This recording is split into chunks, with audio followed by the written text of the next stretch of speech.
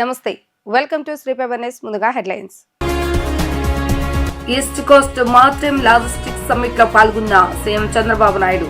Port, cargo handling కంపెనీల ప్రతినిధులతో CM భేటీ. త్వరలో ఏపీలో లాజిస్టిక్ కార్పొరేషన్ ఏర్పాటు చేయనున్నట్లుగా ప్రకటన. కొప్పర్తి ఎలక్ట్రానిక్ మ్యానుఫ్యాక్చరింగ్ క్లస్టర్ లో నూతనంగా ఏర్పాటైన ఎగ్జిక్యూటివ్ సెంటర్ భవనాన్ని ప్రారంభించిన మంత్రి నారా లోకేష్. కొప్పర్తికి పరిశ్రమలను తీసుకొచ్చే బాధ్యత తాను తీసుకుంటానని వెల్లడి. ఉప ముఖ్యమంత్రి పవన్ కళ్యాణ్ తో Vishwa Hindu Parishad organizing secretary general Milind Parande భేటీ. పలు కీలక అంశాలపై చర్చ. ఏపీని లాజిస్టిక్ హబ్ గా తీర్చిదిద్దడమే లక్ష్యమని ముఖ్యమంత్రి నారా చంద్రబాబు నాయుడు అన్నారు. త్వరలో ఏపీలో లాజిస్టిక్ కార్పొరేషన్ కూడా ఏర్పాటు చేయనున్నట్లుగా ప్రకటించారు. అడ్వైజరీ బాడీ ఏర్పాటు చేసి ఓ పాలసీ తీసుకురావాలని ఆయన పిలుపునిచ్చారు. నవోతల్ హోటల్లో మారిటైమ్ బోర్డ్ GFST ఆధ్వర్యంలో నిర్వహించిన east Coast maritime logistics summit కి ముఖ్యమంత్రి నారా చంద్రబాబు నాయుడు హాజరయ్యారు. ముందుగా వివిధ కార్గో హ్యాండ్లింగ్ కంపెనీల CEOలతో జరిగిన రౌండ్ టేబుల్ సమావేశంలో సీఎం పాల్గొన్నారు. అనంతరం స్టార్టప్ కంపెనీల స్టాల్స్ ను పరిశీలించి ప్రతినిధులతో మాట్లాడారు. మారిటైమ్ లాజిస్టిక్స్ కు సంబంధించి 2 పుస్తకాలు air cargo forum of India AP chapter ను ఆవిష్కరించారు. ఈ సందర్భంగా సీఎం మాట్లాడుతూ కృష్ణా, గోదావరి నదుల ద్వారా 1500 కిలోమీటర్ల మేర జల రవాణా మార్గాలను వినియోగించుకోవచ్చని వెల్లడించారు. గోదావరి ద్వారా అంతర్గత జల రవాణాతో మహారాష్ట్ర ప్రభుత్వం కూడా కార్గో రవాణా చేయాలని భావిస్తుందన్నారు. గోదావరి, కృష్ణా నదుల ప్రవాహ మార్గాల్లో దాదాపు 1500 కిలోమీటర్ల మేర జల రవాణా మార్గాలను వినియోగించుకునే అవకాశం ఉందని తెలిపారు. తెలంగాణ డైపోర్టును ఏర్పాటు చేసి మచిలీపట్నం ద్వారా కార్గో రవాణా చేయాలని భావిస్తున్నారు. కాకినాడ, చెన్నై మధ్య ఉన్న బకింగ్హామ్ కాలువను ఆధునీకరించబోతున్నామని వెల్లడించారు. ప్రస్తుతం పోర్టు కార్గో ద్వారా 69 మిలియన్ టన్నుల బొగ్గు, 11 మిలియన్ టన్నుల ఇనుము ఖనిజం, 5.5 మిలియన్ల టన్నుల ఎరువులు రవాణా అవుతున్నాయని చెప్పారు. సముద్ర రవాణా పరంగా దేశంలోనే ఏపీ 2వ స్థానంలో ఉందన్నారు. అలాగే ఏపీలో లింక్డ్ రైల్ టెర్మినల్ ఏర్పాటుకు అవకాశం ఉందని తెలిపారు. రైల్ కార్గోతో అన్ని పోర్టులను అనుసంధానం చేస్తామని ప్రకటించారు. ఈస్ట్ కోస్ట్ లో ఏపీని లాజిస్టిక్స్ హబ్ గా తీర్చిదిద్దడానికి కలిసి రావాలని ఆయన పిలుపునిచ్చారు. I am approaching integrated approach in this regard. If you see national highways, we are focusing very well. All our national highways at far the best in the country, not only in the country, international standards. And also all our state highways, we are concentrating within 1 or 2 years' time. It will every nook and corner, I will connect my highways, the best highways, basing on traffic, single lane, double lane, 4 lane, multi-lane, everything we are working in that. Rail connectivity, fortunately, South India, North India has to be connected only through Andhra Pradesh. Without Andhra Pradesh, nobody can accept air connectivity they can have, but not rail connectivity. Forcibly they have to go from Andhra Pradesh. This is where we are working rail connectivity. Inland waterways. We are having so many advantages on inland waterways. Krishna, Godavari. More than 1500 kilometers we can have inland waterways connecting to port different states. From Andhra Pradesh, some ports will lead to Telangana, Maharashtra, and also some other states. That is where we are having excellent, even old Buckingham Canal from Kakinada to Chennai. This is oldest inland waterways. We want to restore that. And also, if you see here, air connectivity, we are having number of airports now. We want to increase airports. Very soon, Visakhapatnam Bhogapuram airport is going to come, one of the best airport. One more airport we are working in Amaravati. Not only existing airports, we are going to build further airports in the near future. Ultimate aim is, even it may come 15 or 20, every 50 kilometers, we are going to have one port, hub and spoke model. We are going to develop that. That is our aim, that is our vision. We are going to develop that. Port cargo, we see sea cargo 16.9 MPTA, NTPA, coal, Indus, iron ore 11 NTPA, fertilizer 5.5, and also rice, pharma and seafood, aqua exports, These are all, Andhra Pradesh is very rich in pharma. Andhra Pradesh is very rich in aqua for exports. And also agriculture, we are very strong. Even tomorrow, steel, we are going to have excellent advantage. With all these advantages, we are having lot of opportunity. Non-major ports, if you can compare there, I need your suggestions. 65% utilization, PLF. Kopparthi mega industrial club లో 1,00,000 ఉద్యోగాలు కల్పిస్తామని IT విద్యాశాఖ మంత్రి నారా లోకేష్ అన్నారు. అక్కడకు పరిశ్రమలు తీసుకొచ్చే బాధ్యత తాను తీసుకుంటానని ఆయన వెల్లడించారు. చింతపొమ్మదిన మండలం కొప్పర్తి ఎలక్ట్రానిక్ మ్యానుఫ్యాక్చరింగ్ క్లస్టర్ లో నూతనంగా ఏర్పాటైన ఎగ్జిక్యూటివ్ సెంటర్ భవనాన్ని మంత్రి లోకేష్ ప్రారంభించారు. టీవీలను తయారు చేసే MS Technodome India private limited, readymade దుస్తులు తయారు చేసే టెక్సానా వరల్డ్ ప్రైవేట్ లిమిటెడ్ పరిశ్రమలను కొప్పర్తి మెగా ఇండస్ట్రియల్ హబ్ లో మంత్రులతో కలిసి పర్యటించారు. ఈ సందర్భంగా మంత్రి లోకేష్ మాట్లాడుతూ అమెరికాలో జేఈ క్యాపిటల్ కంపెనీలో తాను పనిచేస్తానని గుర్తు చేశారు. తన మొదటి బాస్ పేరు జాకీ అని చెప్పారు. జీవితంలో ఒకటి సాధించామని, సొంత కాళ్లపై నిలబడగలమని అప్పుడు అనిపించిందన్నారు. ఇంకా పరిశ్రమలు తీసుకొస్తామని, ఇదే కొప్పర్తికి పరిశ్రమలు తీసుకొచ్చే బాధ్యత తనదని అన్నారు. రాష్ట్రాన్ని నెంబర్ 1 గా చేయాలనే లక్ష్యం పెట్టుకున్నామని తెలిపారు. లక్ష్యాన్ని నిర్దేశించుకుని అందుకోసం అందరం కష్టపడుతున్నామని ఆయన స్పష్టం చేశారు. నాకు ఇప్పుడు కూడా తొలి ఉద్యోగం బాగా గుర్తుంది. నేను కాలేజీలో చదివేటప్పుడు ఎండాకాలం సెలవులు వస్తే బాబు గారు ఇంటికి రానిలా, వెళ్ళి పని చేయరా అని చెప్పారు 3 నెలలు. సో అమెరికాలో జీ క్యాపిటల్ అనే కంపెనీతో పనిచేశా. నా మొదటి బాస్ కూడా ఇప్పటికీ గుర్తుంది, జాక్ అనే వ్యక్తి. అంటే మొదటి ఉద్యోగం వచ్చినప్పుడు నిజంగానే జీవితంలో ఒకటి సాధించాము, మనం మన సొంత కాళ్ళపై నిలబడగలుగుతున్నాం, మనకు అవసరమైన ఖర్చులు మన జోబు నుంచే పెట్టుకోగలుగుతాం అన్న ఫీలింగ్ అది ఏమీ మార్చలేదు. మహిళలకు పెద్ద ఎత్తున ఉద్యోగాలు, ఉపాధి అవకాశాలను ప్రోత్సహించాలనే లక్ష్యంతో మేము పనిచేస్తున్నాం. మిమ్మల్నే కాదు, మీ పిల్లల్ని కూడా చూసుకోవాల్సిన బాధ్యత నా పైన ఉంది. విద్యాశాఖ మంత్రిని కూడా, దాంట్లో భాగంగా తల్లికి వందనం కూడా నా శాఖ కిందనే వస్తుంది. మనం మన ప్రయాణం ప్రారంభించాలి, తల్లి మొదలు పెట్టాలి. ఇంకా పరిశ్రమలు తీసుకొస్తున్నాం. ఇదే కొప్పర్తికి పరిశ్రమలు తీసుకొచ్చే బాధ్యత నాతో పాటు వేదిక మీద ఉన్న పెద్దలందరి పైన ఉంది. సవిత గారి గురించి చెప్పా, 6 అడుగుల అందగాడు కూడా ఉన్నాడు ఇక్కడ, టీజీ భరత్. టీజీ భరత్ మన ఇండస్ట్రీస్ మంత్రి కూడా తల్లి. భరత్ గారు నేను కలిసికట్టుగా పనిచేసి, నేను ఐటీ ఎలక్ట్రానిక్స్ లో మిగతా ఇండస్ట్రీస్ పెద్ద ఎత్తున భరత్ గారు తీసుకొస్తున్నా. మీరు చూస్తే ఈసారి చాలా మంది కుర్రోళ్ళు వచ్చాం తల్లి కేబినెట్ లోకి. ఎమ్మెల్యేలు కూడా, ఇక్కడ కమలాపురం ఎమ్మెల్యే కూడా యువ నాయకుడు కుర్రోడు. మీరు 50% మంది శాసనసభ్యులు మొదటిసారి గెలిపించిన వారు తల్లి. 25 మంత్రుల్లో 17 మంది మంత్రులు మొదటిసారి మంత్రివర్గంలో వచ్చిన వారు తల్లి. అంటే కసి ఉంది మాలో, పని చేయాలి, అన్ని రంగాల్లో రాష్ట్రాన్ని నంబర్ 1 చేయాలి, పెద్ద ఎత్తున పెట్టుబడులు తీసుకురావాలి, మీకే కాదు రాబోయే తరాలకి ఉద్యోగాలు మన ప్రాంతంలో మనకే కల్పించాలి లక్ష్యంతో మేము పనిచేస్తున్నాం తల్లి. సో మీరు మొదలుపెట్టిన ఈ ప్రయాణం ఆగకూడదు, పనిచేయాలి. ఇంట్లో ఎవరినేమన్నా అంటే ఒకటే చెప్పండి, లోకేష్ వచ్చి చెప్పినాడు పని చేయాలని చెప్పండి. ఏమైనా ఇబ్బంది పెడితే నాకే చెప్పి నేను వస్తా ఇంటికి. కడపలో పోతే మీకు మేడం గారు ఉన్నారు కదా, వచ్చేస్తారు. ఆమె అసలు ఒప్పుకోరు, మాధవమ్మ. బాగా పనిచేయండి, రాబోయే రోజుల్లో మెరుగైన అవకాశాలు కల్పించే బాధ్యత మేము తీసుకుంటాం. అందరం కష్టపడాలి.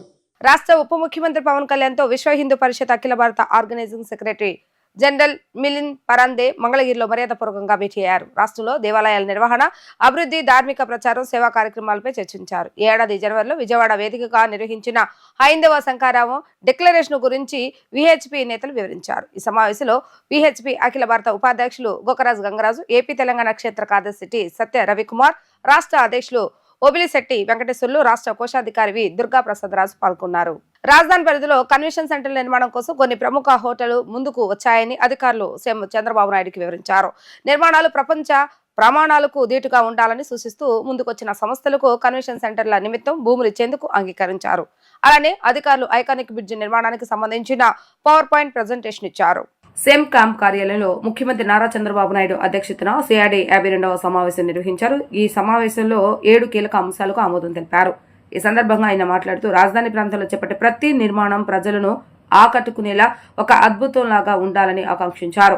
అర్బన్ డిజైన్ లో ఆర్కిటెక్చరల్ మార్గదర్శకాలకు సంబంధించిన నోటిఫికేషన్ జారీకి అథారిటీ ఆమోదం తెలిపిన సందర్భంగా ఈ వ్యాఖ్యలు చేశారు. డిజైన్ల ఆమోద విషయంలో అత్యంత జాగ్రత్తగా వ్యవహరించాలని, నగరం మొత్తం ఒక ప్రత్యేక ఆకర్షణతో కనిపించేలాగా ప్రణాళికలు రూపొందించాలని సూచించారు. మరోవైపు సిఆర్డీ పరిధిలో కార్యకలాపాలు పెరిగిన నేపథ్యంలో అవసరమైన సిబ్బందిని డిప్యుటేషన్ లేదా ఆన్ డ్యూటీ పద్ధతిలో నియమించుకునేందుకు ఆయన అనుమతినిచ్చారు. విద్యుత్ రంగంలో చేపట్టిన సంస్కరణలతో ప్రజలపై భారాలు తగ్గించాల్సింది పోయి ప్రతి సంవత్సరం అదనపు భారాలు పడుతున్నాయని centre for power studies convener Venugopalarao అన్నారు. నూతన విధానాలతో విద్యుత్ రంగంలో సంస్కరణలు చేపట్టి ప్రభుత్వాలు వినియోగదారులపై భారాలు పడకుండా చూడాలని అన్నారు.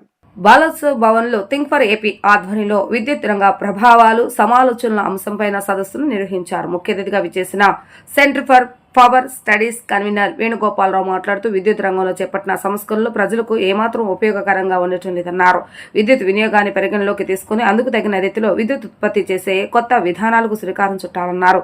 వినియోగదారులపై ప్రభుత్వాలు అదనపు భారాలు మోపకుండా ప్రత్యామ్నాయ మార్గాలను అన్వేషించాలని అన్నారు. సంస్కరణలు అనేవి 1990 దశకంలో ప్రారంభమైన దేశంలోనూ మన ఉమ్మడి ఆంధ్రప్రదేశ్లోను ఆ రోజు చెప్పింది ఏంటి, ఈ సంస్కరణల వల్ల అందరికీ అవసరమైన విద్యుత్తుని నాణ్యమైన సరఫరాతో సరసమైన ధరలకు ఇస్తాం. ఈ ఎక్కువ డిస్ట్రిబ్యూషన్ కంపెనీలను ఏర్పాటు చేస్తే వాటి మధ్య పోటీ ఉండి సామర్థ్యం పెరిగి వినియోగదారులకి తక్కువకి రేట్లకే విద్యుత్ లభిస్తుందని చెప్పారు. కానీ వాళ్ళ పరిస్థితి ఏంటి, పూర్తిగా విద్యుత్ రంగంలో సంక్షోభం నెలకొంది. డిస్కాములు ఆర్థికంగా నిండా మునిగి ఉన్నాయి. వినియోగదారుల మీద విపరీతంగా భారాలు పెరుగుతున్నాయి. ప్రతి సంవత్సరం అంతా పెరుగుతుంది. ఎందుకు వచ్చింది ఈ పరిస్థితి, ఎక్కడ లోపం జరిగింది, ఏ విధానాల వల్ల ఇలాంటి పరిస్థితి వచ్చింది, వాటిని మార్చి ప్రత్యామ్నాయ విధానాలు ఏమి అనుసరించాలి అనేది ఏ పార్టీ అధికారంలో ఉన్న కేంద్రంలో కానీ రాష్ట్రంలో కానీ వాళ్ళు వాటి గురించి మాట్లాడట్లా.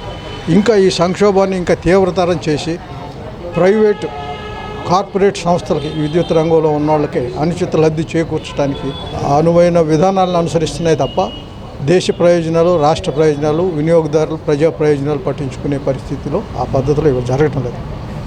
ఒకటి ప్రధాన కారణం ఏంటంటే, మనకి ఏ పార్టీ అధికారంలోకి వచ్చినా కొత్త పవర్ పర్చేజ్ అగ్రిమెంట్స్ ఈ జనరేటర్స్ ఎట్టా చేసుకోవాలి, ఆ విద్యుత్ అవసరమా లేదా అనే దాంతో సంబంధం లేకుండా ఇష్టారాజ్యంగా అధిక ధరలకి చాలా నష్టదాయకమైన షరతులు కూడా పీపీఎల్లో పెట్టుకుని చేయిస్తున్నారు. దీనివల్ల ఏమవుతుంది, విపరీతంగా సర్ప్లస్ పవర్ మనకు లభిస్తుంది. లాస్ట్ ఇయర్ అంటే 2024-25లో 14,500 మిలియన్ యూనిట్ల సర్ప్లస్ పవర్ ఉందని మొన్న డిస్కాములు వేసిన పిటిషన్లో చూపారు. సర్ప్లస్ పవర్ అంటే ఏంటి, అధిక రేట్ ఉన్నది సర్ప్లస్ కింద ట్రీట్ చేస్తారు. అంటే అధిక రేట్ ఉంది, ఆఫ్ పీక్ అవర్స్ అంటే డిమాండ్ తక్కువ ఉండే సమయంలో ఆ సర్ప్లస్ లభిస్తుంది. అంటే అది మార్కెట్లో అమ్మలేము, ఎక్కువ రేటు కనుక ఎక్కువ అమ్మలేము. వాళ్ళు 1000 మిలియన్ యూనిట్లు కూడా అమ్మలేకపోయారు బయట. ఇంత సర్ప్లస్ దేనికి వస్తుందంటే, మనకి విద్యుత్ డిమాండ్ హెచ్చు తగ్గులు ఉంటుంది రోజులోను, వారంలో, నెల, లేకపోతే సీజన్ వారీగా కూడా. ఆ హెచ్చు తగ్గులకు అనుగుణంగా ఉండే పద్ధతిలో రకరకాల విద్యుత్ మిశ్రమం అంటే బొగ్గుతో చేసే థర్మల్ కానీ, గ్యాస్ బేస్డ్ పవర్ కానీ, లేకపోతే మన హైడిల్ పవరు, లేకపోతే ఈ రెన్యూబుల్ ఎనర్జీ, సోలార్, విండ్, ఇవన్నీ ఎవరి దగ్గర ఎంత మొత్తంలో ఈ విద్యుత్తును మనం ఏ సమయంలో కొనుగోలు చేయాలి, ఎలా బ్యాలెన్స్ చేసుకోవాలి, ఈ రెండింటిని, ఇది విద్యుత్ డిమాండ్ని, ఈ విద్యుత్ మిశ్రమాన్ని. అక్కడ అది పట్టించుకోకుండా వాళ్ళకి కావాల్సిన వాళ్ళతో పీపీఎల్ చేయించుకొని ఇష్టారాజ్యంగా చేయించడం, వాటికి కమిషన్లు అనుమతులు ఇవ్వటం వల్ల ఇంత సర్ప్లస్ విద్యుత్ తేలుతుంది. ఇంత సర్ప్లస్ విద్యుత్ ఉన్నా కూడా ఇంకా 5,600 యూనిట్లు మళ్ళీ బయట కొన్నారు. సర్ప్లస్ ఉంది, బయట మళ్ళీ ఎక్స్చేంజ్లోను, మార్కెట్లోను కొన్నారు చాలా అధిక ధరలు, ₹6.79 సగటున. కొన్ని ఇంకా ఎక్కువ రేటు, కొంత తక్కువ ఉండవచ్చు. ఎందుకు కొనాల్సి వచ్చింది, ఎందుకంటే ఈ మిశ్రమము, ఈ బ్యాలెన్స్ డిమాండ్కి విద్యుత్ మిశ్రమానికి మధ్యన సాంకేతికంగా సాధ్యమైనంత బ్యాలెన్స్ మెయింటైన్ చేసే పద్ధతుల్లో లేకుండా ఇష్టారాజ్యంగా చేయటం వల్ల ఆ ఇంబ్యాలెన్స్ మూలంగా ఇలాంటిది వచ్చింది. సీనియర్ జర్నలిస్టులకు జాతీయ పెన్షన్ విధానాన్ని అమలు చేయాలని ఆంధ్రప్రదేశ్ వెటరన్ జర్నలిస్ట్ యూనియన్ రాష్ట్ర అధ్యక్షులు ప్రధాన కార్యదర్శి టి జనార్దన్ జి చంద్రశేఖర్ పేర్కొన్నారు. ఆగస్టు 19 నుంచి 21వ తేదీ వరకు సీనియర్ జర్నలిస్టుల ఫోరం కేరళ రాష్ట్ర కమిటీ ఆధ్వర్యంలో నిర్వహించిన జాతీయ మహాసభలో సీనియర్ జర్నలిస్టులకు కేంద్ర ప్రభుత్వం జాతీయ పెన్షన్ విధానం అమలు చేయాలని కోరుతూ తీర్మానించినట్లుగా తెలిపారు. ప్రెస్ క్లబ్ లో నిర్వహించిన విలేకరుల సమావేశంలో జనార్దన్ చంద్రశేఖర్ మాట్లాడుతూ ఆగస్టు 19 నుంచి 21వ తేదీ వరకు సీనియర్ జర్నలిస్టుల ఫోరం కేరళ రాష్ట్ర కమిటీ ఆధ్వర్యంలో నిర్వహించిన జాతీయ మహాసభలో సీనియర్ జర్నలిస్టులకు కేంద్ర ప్రభుత్వం జాతీయ పెన్షన్ విధానం అమలు చేయాలని కోరుతూ తీర్మానించినట్లుగా తెలిపారు. జాతీయ మహాసభ తీర్మానాలను, రాష్ట్ర కార్యవర్గ నిర్ణయాలను మీడియాకు వెల్లడించారు. ఈ సందర్భంగా వారు మాట్లాడుతూ 21 రాష్ట్రాల నుండి 250 మంది సీనియర్ జర్నలిస్టులు ప్రథమ జాతీయ మహాసభకు విచ్చేశారని, ప్రారంభ సభకు కేరళ ప్రాముఖ్యమంతా పినియర్ విజయన్ ముగింపు సమావేశానికి ప్రతిపక్ష నేత సతీశన్ గోవా మాజీ గవర్నర్ పిల్లి హాజరై మహాసభ విజయాన్ని కాంక్షించారని పేర్కొన్నారు. ఈ సభలో ప్రధానంగా దేశవ్యాప్తంగా 20 రాష్ట్రాల్లో వెటరన్స్ పెన్షన్ అందిస్తున్న నేపథ్యంలో దేశవ్యాప్తంగా నెలకు 20,000తో జాతీయ పెన్షన్ విధానం ఉండాలని మహాసభ తీర్మానించినట్లుగా తెలిపారు. జాతీయ వ్యాప్తంగా ఒక గొడుగు కింద రావాలని చెప్పి కేరళ సీనియర్ జర్నలిస్ట్ ఫోరం ఆధ్వర్యంలో ఈ ఆగస్టు 19, 20, 21 తేదీలో జాతీయ మహాసభ జరిగింది. మొదటి మహాసభ. ఆ మహాసభకి ఈ రాష్ట్రం నుండి 7 మంది హాజరయ్యాం. నాతో పాటు రామారావు గారు, నరేంద్ర ఆజాద్, అదే ఇంకా ముగ్గురు హాజరయ్యాం. అక్కడ కొన్ని నిర్ణయాలు తీసుకోవడం జరిగింది. దేశవ్యాప్తంగా 20 రాష్ట్రాల్లో పెన్షన్ అనేది వెటరన్ జర్నలిస్ట్ ఇస్తున్నారు. 5,000 నుండి 20,000 దాకా. మహారాష్ట్ర, మధ్యప్రదేశ్లో 20,000 ఇస్తున్నారు. ఒక్క ఆంధ్రప్రదేశ్, తెలంగాణ తప్ప దేశవ్యాప్తంగా సౌత్ ఇండియాలో అయితే అన్ని రాష్ట్రాలు ఇస్తున్నారు. దేశవ్యాప్తంగా 20 స్టేట్లు ఇస్తున్నారు. కానీ మన రాష్ట్రంలో వెటరన్ జర్నలిస్ట్, సీనియర్ జర్నలిస్టులకి ఎలాంటి సంక్షేమ కార్యక్రమాలు అమలు చేయట్లేదు. అందువలన దాంతోపాటు దేశవ్యాప్తంగా ఈరోజు పిఎఫ్ ఉంది, ఈఎస్ఐ లాంటి పథకాలు ఉన్నాయి, కొన్ని ఎన్నో కార్యక్రమాలు ఉన్నాయి. కానీ దేశవ్యాప్తంగా ఒక పెన్షన్ విధానం లేదు. కాబట్టి జాతీయ పెన్షన్ విధానం రూపొందించాలని చెప్పి కేరళ జరిగినటువంటి మహాసభలు తీర్మానం జరిగింది. ఈ మహాసభలకి 21 రాష్ట్రాల నుండి 250 మంది డెలిగేట్స్ రావడం జరిగింది. మొదటి రోజు సీఎం పినరయి విజయన్ ప్రారంభించాడు. రెండో రోజు సతీష్ ప్రతిపక్ష నాయకుడు వచ్చారు, ఆయన సందేశం ఇచ్చాడు. మళ్ళీ పిల్లి ఎక్స్ గవర్నర్ కూడా పాల్గొనడం జరిగింది. ఈ మహాసభలో ప్రధానంగా జాతీయ పెన్షన్ విధానం అనేది అవసరము. ఎందుకంటే రిటైర్డ్ జర్నలిస్టులు ఈరోజు ఆరోగ్య సమస్యలతో, కుటుంబము చాలా ఇబ్బందులతో సతమతమవుతున్న పరిస్థితిలో వారికి కూడా సామాజిక భద్రత కల్పించాలా. ఖచ్చితంగా 20,000 రూపాయల పెన్షన్ అనేది ఉంటే తప్ప వాళ్ళ కుటుంబాలు పోషించుకోవడానికి, వాళ్ళ యొక్క వైద్య సదుపాయాలు కానీ దానికి కూడా ఇబ్బంది పడుతున్నారు. అందువలన జాతీయ పెన్షన్ విధానం ఉండాలని రైల్వే పాసులు కరోనా సమయంలో రద్దు చేశారు. రైల్వే పాసులు మళ్ళీ పునరుద్ధరించాలని చెప్పి మెడిక్లెయిమ్ పాలసీ కూడా 5 లక్షల నుండి 10 లక్షల దాకా ఇవ్వాలని చెప్పి ఇలాంటి డిమాండ్స్ పైన అక్కడ మాట్లాడడం జరిగింది. ఈ రాష్ట్రంలో కూడా అదేవిధంగా మన ప్రభుత్వం కూడా 62 లక్షల మందికి పెన్షన్ ఇస్తుంది. ఈరోజు 3,700 కోట్ల రూపాయలు ఖర్చు పెడుతుంది.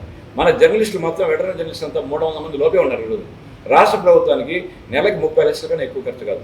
ఈరోజు ఈ ప్రభుత్వం పెన్షన్లు దేశంలోనే అతి పెద్ద పెన్షన్ ఇచ్చే రాష్ట్రంగా మన రాష్ట్రం ఉంది. కాబట్టి మన యొక్క వెటరన్ జర్నలిస్ట్ సమస్యలు ఈ ప్రభుత్వానికి ఇప్పుడు దాకా అది నోచుకోకపోవడం చాలా ఇబ్బంది పడింది. అందరూ కూడా చాలా చింతిస్తున్నారు. కాబట్టి వెంటనే ఈ రాష్ట్ర ప్రభుత్వం జర్నలిస్టులకి పెన్షన్ కల్పించాలి. అదే జర్నలిస్ట్ వెల్ఫేర్ ఫండ్ గతంలో వైఎస్ఆర్ ఉన్నప్పుడు అడ్వర్టైజ్మెంట్స్లో 2% కలెక్ట్ చేసి వెల్ఫేర్ ఫండ్ పెట్టారు. కేరళలో కూడా ఈరోజు 15% కట్ చేసి ఇస్తున్నారు. అక్కడైతే 11,000 పెన్షన్ ప్రతి నెల 3వ తేదీ ఇస్తున్నారు. కాబట్టి ఈ రాష్ట్రంలో కూడా జర్నలిస్ట్ వెల్ఫేర్ ఫండ్ క్రియేట్ చేసి అందరూ కూడా దానివల్ల విద్య, వైద్యం, ఇతర సౌకర్యాలు కూడా మరించాలి. అదేవిధంగా వెటరనరీ జర్నలిస్ట్కి అక్రిడేషన్ అనేది స్టేట్ పాస్, అదేవిధంగా స్టేట్ అక్రిడేషన్ అనేది జిల్లాలో లెవెల్ కూడా కల్పించాలని చెప్పి మధ్యప్రదేశ్ తరహాలో పర్మనెంట్ అక్రిడేషన్, అదేవిధంగా కర్ణాటకలో లాగా ప్రతి బస్సులో కూడా ఏసీ బస్సులో సహా అందరికీ అలో చేసే పద్ధతిలో చేయాలి. ఇలాంటి అదే నెక్స్ట్ నిమ్స్లో ఈరోజు ఉచిత వైద్యం ఉంది తెలంగాణలో. ఇక్కడ సిమ్స్, ఎయిమ్స్, అదేవిధంగా ఇలాంటి సూపర్ స్పెషల్ హాస్పిటల్లో కూడా జర్నలిస్ట్ కుటుంబ సభ్యులకు ఫ్రీగా ఉచితంగా ఈ వైద్య సదుపాయం కల్పించాలని చెప్పి డిమాండ్స్ ఈరోజు మేము భవిష్యత్తులో ఉద్యమాన్ని కూడా చేకాల్పిస్తున్నాం. సినీ నటుడుగా ప్రజల హృదయాలను గెలుచుకున్న వ్యక్తి ఎన్టీఆర్. చైతన్య రథానికి రథసారథి, రాజకీయాల్లో తనకంటూ ఒక ప్రత్యేక స్థానం ఏర్పరచుకున్న మహోన్నతుడు నందమూరి హరికృష్ణ అని ప్రభుత్వ whip central MLA bonda Umameswara Rao కొనియాడారు. తెలుగుదేశం పార్టీ ఆవిర్భావం నుంచి తన చివరి శ్వాస వరకు ప్రజల కోసం అహర్నిశలు శ్రమించిన నందమూరి హరికృష్ణ గారి సేవలను మనం ఎప్పటికీ మరోలేమని అన్నారు. నందమూరి హరికృష్ణ 69వ జయంతి వేడుకలను సెంట్రల్ నియోజకవర్గ తెలుగుదేశం పార్టీ ఆధ్వర్యంలో అజయ్ సింగ్ నగర్ లోని పార్టీ కార్యాలయంలో ఘనంగా నిర్వహించారు. ఈ కార్యక్రమానికి ముఖ్య అతిథిగా ప్రభుత్వ టీడీపీ పాలిట్ బ్యూరో సభ్యులు, నియోజకవర్గ శాసనసభ్యులు బోండా ఉమామేశ్వరరావు ముందుగా తెలుగుదేశం పార్టీ నాయకులతో కలిసి కేక్ కట్ చేసి నందమూరి హరికృష్ణ చిత్రపటానికి పూలమాలలు వేసి నివాళులు అర్పించారు. ఈరోజు స్వర్గీయ నందమూరి హరికృష్ణ గారి 69వ జయంతి సందర్భంగా తెలుగుదేశం పార్టీ సెంట్రల్ నియోజకవర్గ కార్యాలయంలో తెలుగుదేశం నాయకులు పిరియా సోమేశ్వరరావు గారు, అలాగే ఆదినారాయణ గారు, అలాగే మన అమర్నాథ్ గౌడ్ గారు ఆధ్వర్యంలో హరికృష్ణ గారి జయంతి చేయటం జరిగింది. తెలుగుదేశం పార్టీ ఆవిర్భావం నుంచి కూడా హరికృష్ణ గారు ఆనాడు అన్న నందమూరి తారక రామారావు గారికి చైతన్య రథ సారథిగా, అలాగే పార్టీకి వెన్నెముకల, అలాగే హిందూపురం శాసనసభ్యులుగా, రాజ్యసభ సభ్యులుగా తెలుగుదేశం పార్టీకి ఎనలేని సేవ చేసి ఈరోజు ప్రజలందరి హృదయాల్లో చెరగని ముద్ర వేశారు. తెలుగుదేశం పార్టీ పేరు చెప్పుకున్నంతకాలం తెలుగుదేశం పార్టీ ప్రతి కార్యకర్త గుండెల్లో కూడా నందమూరి హరికృష్ణ గారు ఎప్పుడు ఉంటారని తెలియజేసుకుంటున్నాం. ఎందుకంటే ఆ రోజు ఈ ఆంధ్రప్రదేశ్ విడిపోయిన రోజు కూడా మనం చూసాం. ఆ రోజు పార్లమెంట్లో అనేక రకాలుగా ఎంతో ప్రయత్నించి ఆ రోజు గడిపోకుండా చూస్తానికి ఆంధ్రుల ఆత్మాభిమానం కోసం తన చివరి శ్వాస వరకు కూడా పోరాడినటువంటి వ్యక్తి హరికృష్ణ గారు. ఈరోజు ఆయన భౌతికంగా మన మధ్య లేకపోవచ్చు, కానీ అన్న నందమూరి తారక రామారావు గారు, హరికృష్ణ గారు ఎప్పుడు కూడా ప్రతి తెలుగుదేశం పార్టీ కార్యకర్త గుండెల్లో ఉంటారని చెప్పి తెలియజేసుకుంటాం. ఈరోజు అన్న నందమూరి తారక రామారావు గారు వారసుడిగా, చైతన్య రథసారథిగా, మరి తెలుగుదేశం పార్టీ ఆవిర్భావం నుంచి ఈరోజు వరకు మా తెలుగుదేశం పార్టీ ఆవిర్భావం నుంచి పార్టీకి నిలలేని సేవలు చేశాడు ఆయన ఈరోజు 69వ జయంతి జరుపుకోవడం మాకు చాలా ఆనందంగా ఉంది. ఈ సెంట్రల్ ఆఫీసులో అన్న బోండమేశ్వరరావు గారి ఆధ్వర్యంలో ఈరోజు ఇక్కడ కేక్ కటింగ్ కార్యక్రమం జరిగింది కార్యకర్తలందరితో.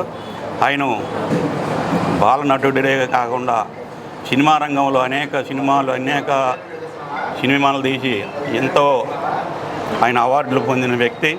అలాగే పార్టీలో కూడా అంచెలుగా పదవులు అనుభవిస్తూ ఆయన రాజ్యసభ సభ్యుడిగా కూడా ఆయన చేయడం జరిగింది. ఆ రోజుల్లో మరి ఆయన రాజ్యసభ సభ్యుడిగా ఈ రాష్ట్రం అభివృద్ధి కోసం ఎంతో బడ్జెట్ రాజ్యసభ సభ్యుడి నుంచి ఆయన ఎంతో బడ్జెట్ కూడా తీసుకొచ్చి ఈ రాష్ట్రాన్ని అభివృద్ధి చేయడం కూడా జరిగింది. దివంగత ముఖ్యమంత్రి వైఎస్ రాజశేఖర రెడ్డి ఆశయ సాధన కోసం పనిచేయటమే వైఎస్ఆర్సీపీ ప్రతి కార్యకర్త నాయకుని యొక్క ముఖ్య ఉద్దేశమని మాజీ ఎమ్మెల్యే మల్లాది విష్ణు అన్నారు. గత వైఎస్ఆర్సీపీ పాలనలో జరిగిన అభివృద్ధిపై ఎక్కడికైనా వచ్చి చర్చలో పాల్గొనేందుకు తాము సిద్ధంగా ఉన్నామని టీడీపీ నాయకులు సిద్ధమా అంటూ ఆయన ప్రశ్నించారు. నగర డిప్యూటీ మేయర్ అవుత శ్రీ శైలజా శ్రీనివాస్ రెడ్డి ఆధ్వర్యంలో వైఎస్ రాజశేఖర రెడ్డి వర్ధంతి కార్యక్రమాన్ని అజిత్ సింగ్ నగర్ కృష్ణా హోటల్ సెంటర్ లో ఘనంగా నిర్వహించారు. ఈ కార్యక్రమానికి ముఖ్య అతిథిగా హాజరైన మాజీ ఎమ్మెల్యే మల్లాది విష్ణు ముందుగా రాజశేఖర రెడ్డి చిత్రపటానికి పూలమాల వేసి నివాళులర్పించారు. అనంతరం పేదలకు అన్నదాన కార్యక్రమాన్ని నిర్వహించారు. ఈ సందర్భంగా మల్లాది విష్ణు మాట్లాడుతూ వైఎస్ రాజశేఖర రెడ్డి ఆశయాలను ఆచరణలో చూపుతున్న నాయకుడు వైఎస్ జగన్మోహన్ రెడ్డి అని అన్నారు. గత వైఎస్ఆర్సీపీ పాలనలో జరిగిన అభివృద్ధిపై ఎక్కడికైనా వచ్చి చర్చలు పాల్గొనేందుకు తాము సిద్ధంగా ఉన్నామని టీడీపీ నాయకులు సిద్ధమా అని ఆయన ప్రశ్నించారు. అనంతరం డిప్యూటీ మేయర్ అవుతా శ్రీ శైలజారెడ్డి మాట్లాడుతూ వైఎస్ఆర్సీపీ ప్రభుత్వం అమలు చేసిన పథకాలను కాపీకొట్టి ప్రస్తుత రాష్ట్ర ప్రభుత్వం అమలు చేస్తుందన్నారు. వైఎస్ఆర్సీపీని జగన్మోహన్ రెడ్డిని విమర్శించే నైతికత టీడీపీ నాయకులకు లేదన్నారు. వైఎస్ రాజశేఖర రెడ్డి అడుగుజాడలో తామంతా నడుస్తామని వారు స్పష్టం చేశారు. ఆంధ్రప్రదేశ్లో అనేక జిల్లాల్లో ఉన్నటువంటి మెట్ట ప్రాంతాల్లో రైతులు ఇబ్బంది పడకూడదు అనే ఒక ఉద్దేశంతో వారందరికీ కూడా ఉచిత విద్యుత్తుని తీసుకొచ్చి ఆలోచన చేసినటువంటి వ్యక్తి రాజశేఖర రెడ్డి గారు. ఆ రోజు చంద్రబాబు నాయుడు గారు ఏం చెప్పారు? ఉచిత విద్యుత్తు ఇవ్వడం సాధ్యం కాదు, ఉచిత విద్యుత్తు బట్టల మీద తీగల మీద బట్టలారేసుకోవాలి అని అన్నారు. కానీ జరిగిందా? రాజశేఖర గారి ఆలోచన ఈ రోజు వరకు కూడా ఉమ్మడి ఆంధ్రప్రదేశ్లో అమలు జరుగుతూనే ఉంది. ఆరోగ్యశ్రీ కానీ, ఫీజు రీఎంబర్స్మెంట్ కానీ, జలయజ్ఞం కానీ, ఇట్లా అనేక కార్యక్రమాలని ఆ రోజు రాజశేఖర రెడ్డి గారి హయాంలో తీసుకోవడం జరిగింది. ఈరోజు జగన్మోహన్ రెడ్డి గారు కూడా గత 5 సంవత్సరాల్లో అమ్మఒడి అని చెప్పని, అలాగే ఆరోగ్యశ్రీని 25,000 వరకు 25 లక్షల వరకు పెంచడం కానీ, ఈ అనేక కార్యక్రమాలు తీసుకున్నారు. కానీ చంద్రబాబు నాయుడు గారు నిన్న ఎక్కడో చూసాం, ఆయన జీవితంలో ఎక్కడా కూడా సంక్షేమం అభివృద్ధి చేసినటువంటి పాపాన్ని పోలేదు. రాజశేఖర రెడ్డి గారిని చూసి నేర్చుకున్నాడు, జగన్మోహన్ రెడ్డి గారిని చూసి ఆయన నేర్చుకున్నాడు. నేను ఎక్కడో మాట్లాడతాడు, మేము సిద్ధం, అన్నిటికీ సిద్ధం అన్నది. ఏంటి సిద్ధం? అసలు మీ ఐడియాలజీ ఏంటి? మనసులో మాటలు ఏం రాసుకున్నారు? మీరు మాట్లాడినటువంటి మాటలు ఏంటి? ఈరోజు రాజశేఖర రెడ్డి గారిని చూసేమో ఫీజు రీఎంబర్స్మెంటు, జగన్మోహన్ రెడ్డి గారిని చూసేమో అమ్మఒడినేమో దాని పేరు మార్చి తల్లికి వందనం. ఇదేంటి? మీకు రాజశేఖర రెడ్డి గారికి, మీకు జగన్మోహన్ రెడ్డి గారికి వ్యత్యాసం చాలా ఉంది. చంద్రబాబు నాయుడు గారు ఒకసారి తెలుసుకోండి. మీరు అసెంబ్లీకి రమ్మని సవాల్ ఇచ్చారు కదా, అసెంబ్లీకి కాదు, ఆంధ్రప్రదేశ్లో 175 నియోజకవర్గాల్లో ఎక్కడైనా సరే మీ పరిపాలన మీద, మా పరిపాలన మీద చర్చకు మేము రెడీ. ఈ సంవత్సరాల కాలంలో మీరేం చేశారు, మా 5 సంవత్సరాల కాలంలో మేమేం చేశాం, మా కార్యక్రమాల్లో మీరు ఏ రకంగా పేర్లు మార్చి పెట్టారు. మీరు అధికారంలోకి వచ్చిన తర్వాత రైతు భరోసా కేంద్రాలను ఎత్తేశారు, మెడికల్ కాలేజీలు నమ్మేశారు, అలాగే అనేక సంక్షేమ కార్యక్రమాలని, అలాగే రైతులకు సంబంధించి పంటల బీమా ఎత్తేసారు, గిట్టుబాటు ధర లేదు. అసలు మా పరిపాలనకి మీ పరిపాలనకి చాలా వ్యత్యాసం ఉంది. కాబట్టి ఈరోజు మాకు ఆదర్శం రాజశేఖర రెడ్డి గారు. మాకు ఆదర్శం రాజశేఖర గారి పరిపాలన. జగన్మోహన్ రెడ్డి గారి నాయకత్వంలో మేమందరం కూడా ఆయన అడుగేస్తూ ఒక మంచి పరిపాలన కోసం రాజశేఖర రెడ్డి గారు ఉంటే బాగుండేది అనేటువంటిది ప్రతి ఒక్క కుటుంబంలో కూడా ఆయన తలుచుకున్నటువంటి రోజైతే ఎక్కడా కూడా లేనటువంటి పరిస్థితి. తలుచుకునేటువంటి నాయకుడు లేడు, మంచి చేసేటువంటి నాయకుడు లేడు. దానిలో భాగంగానే వాళ్ళు జగన్మోహన్ రెడ్డి గారు ఏదైతే నాన్న కన్నా కూడా నేను ఒక అడుగు ముందుకేసి మంచి చేస్తాననేటువంటి గత 5 సంవత్సరాల పరిపాలన మనందరం చూసాం. ప్రతి ఒక్క కుటుంబంలో కూడా నేనున్నాననేటువంటి భరోసా ఇచ్చి ప్రతి ఒక్క పథకం కూడా అనుకున్న టైంకే ఏదైతే క్యాలెండర్ రూపంలో మరి ఆయన చేసినటువంటి డేటుల ప్రకారంగా మరి ఇచ్చినటువంటి గత ముఖ్యమంత్రి మరి గౌరవ మాజీ ముఖ్యమంత్రి జగన్మోహన్ రెడ్డి గారు. చాలా సంతోషం. ఇవాళ ఇన్ని వేల కుటుంబాల్లో జగన్మోహన్ రెడ్డి గారిని కానివ్వండి, రాజశేఖర రెడ్డి గారిని కానీ తలుచుకుంటున్నారంటే ఆయన చేసినటువంటి మంచితోనే మరి ఇది సాధ్యం అనేటువంటిది మనందరం కూడా మనం చేసుకునే ఈ రోజుని గుర్తు చేసుకుంటూ, అలాగే ఎవరైతే మంచి చేస్తారో ఇవాళ రాజశేఖర రెడ్డి గారు అంత మంచి చేస్తేనే ఇంత గుర్తు పెట్టుకుంటున్నారు కదా. మరి రాబోయే రోజుల్లో ఏ పార్టీ అయినా సరే, ఏ నాయకుడైనా సరే మంచి చేసి ముందుకెళ్లాలనేటువంటిదే మన ఎజెండా. ఎందుకంటే ప్రజాప్రతినిధులుగా మనం గెలిచిన తర్వాత ప్రజలకు మేలు చేసే విధంగానే పరిపాలన ఉండాలి తప్ప స్వలాభం కూడా చూసుకోకూడదు అనేటువంటిది మనం ఒక జనాల్లోకి ఒక మెసేజ్ ఇవ్వాలనేటువంటి ఉద్దేశం నాది. కాబట్టి అందరూ కూడా రాజశేఖర రెడ్డి గారిని తలుచుకున్న ఈ రోజుకి మరొకసారి గుర్తు చేసుకుంటూ వైసీపీ నాయకులు పేర్ని నాని, సజ్జల రామకృష్ణారెడ్డి మతి భ్రమించి మాట్లాడుతున్నారని టీడీపీ రాష్ట్ర ప్రధాన కార్యదర్శి మాజీ ఎమ్మెల్సీ బుద్ధా వెంకన్న విమర్శించారు. నగరంలోని తన కార్యాలయంలో మీడియాతో మాట్లాడుతూ మిథున్ రెడ్డి, పెద్దిరెడ్డి రామచంద్రరెడ్డి సొద్దపూసల అన్నట్లు వైసీపీ నాయకులు మాట్లాడుతున్నారని మండిపడ్డారు. మరో 3 దశాబ్దాలు గడిచినా కూడా వైసీపీ అధికారంలోకి రావటం కళ అని అన్నారు. పేర్ని, సజ్జల వల్ల ఆ పార్టీ మరింతగా దిగజారిపోతుందన్నారు.